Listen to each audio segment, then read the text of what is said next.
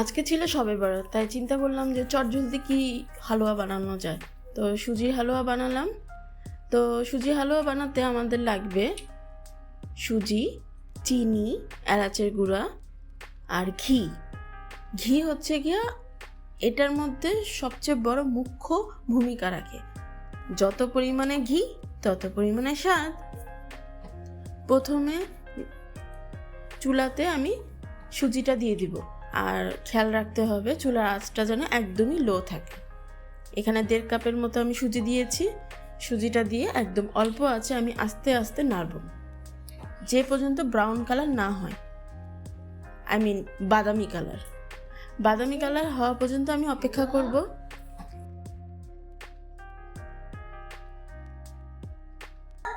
বাদামি কালার হয়ে গেলে আমি একটি পাত্রে এটি উঠিয়ে নিব। আমার বাদামি কালার হয়ে গেছে, এখন আমি এটা পাত্রে উঠিয়ে নিলাম।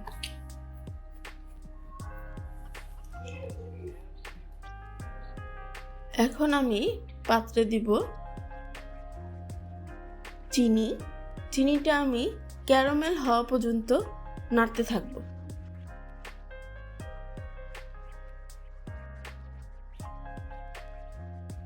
চাইলে আবার সুজির সাথে চিনি অ্যাডও করতে পারেন।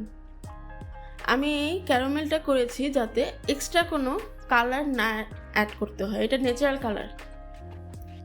তো আমি ক্যারামেলটা ভালো মতো করে করব। আমি পুরো করব না, জাস্ট লাইট ব্রাউন হবে।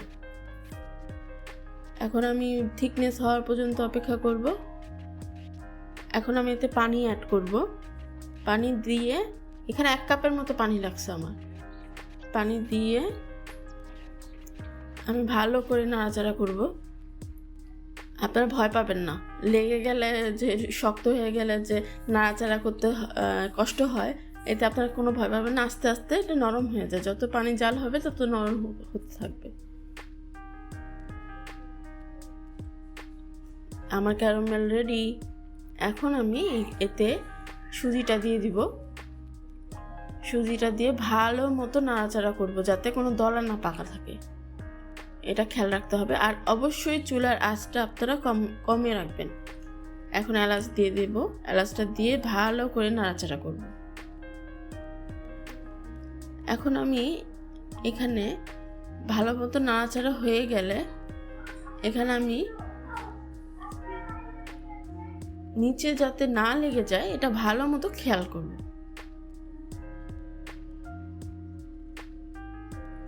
এখন আমি এতে অ্যাড করব প্রাণের ঘি।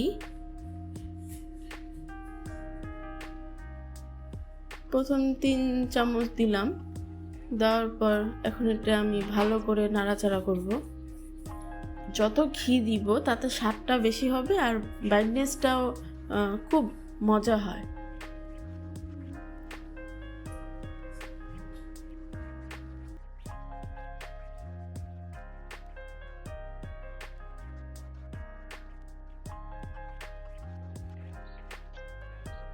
আবার একটু ঘি দিয়ে নেব।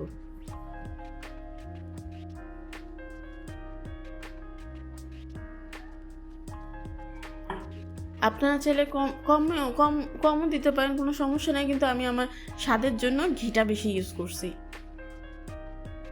যত ঘি তত মজা, থিকনেসটাও সুন্দর আসে।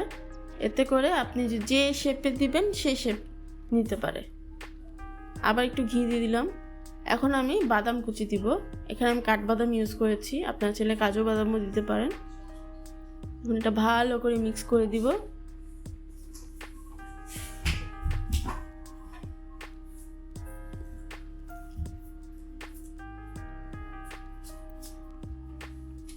আমার হালুয়া প্রায় রেডি।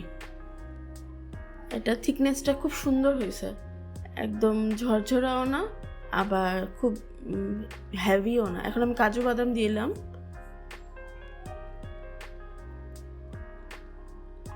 কিশমিশ,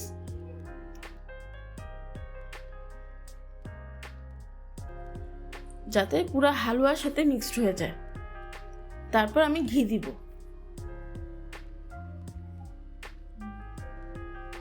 এখন আমি অনেক সুন্দর করে নাড়াচাড়া করব। নাড়াচাড়া করে যাতে একদম দলা ঠিক মতো হয়। তারপর আমি সুন্দর মতো একটা পাত্রের মধ্যে রেখে আপনি একটু ঠান্ডা হবে, গরম গরম থাকা অবস্থাতে একটু সামান্য হাতে যাতে ধরতে পারে এমনভাবে হাতে একটু দলা পাকিয়ে তারপর যে কোনো খাঁচ দিয়ে আপনারা সুন্দর করে ডিজাইন করতে পারেন। আমার বাসায় যে খাঁচ ছিল সেই খাঁচ দিয়ে আমি সুন্দর করে হাতে দলা পাকিয়ে, আমার এক্সট্রা কোনো তেল লাগেনি কারণ আমি অনেক ঘি ইউজ করেছি এতে। যখন আপনি এটা বল করবেন তখন এটা সুন্দর করে হাতের মধ্যে র্যাপ হয়ে যাবে, তারপর আপনি সুন্দর খাঁচের মধ্যে করে ডিজাইন দিতে পারবেন। গেল আমার হালুয়া, নকশি হালুয়া।